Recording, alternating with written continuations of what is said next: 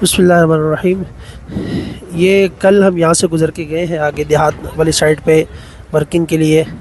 तो कल यहाँ पानी बिल्कुल नहीं था। अब पानी का बहाव बहुत तेज़ है, मुसलसल पानी जो है बढ़ रहा है। ये सामने आप रोड देख रहे हैं, बिल्कुल पानी में डूबा हुआ है। कल यहीं से हम गुज़र के आके गए थे। ये पीछे से पानी आ रहा है, सामने बॉर्डर का एरिया है।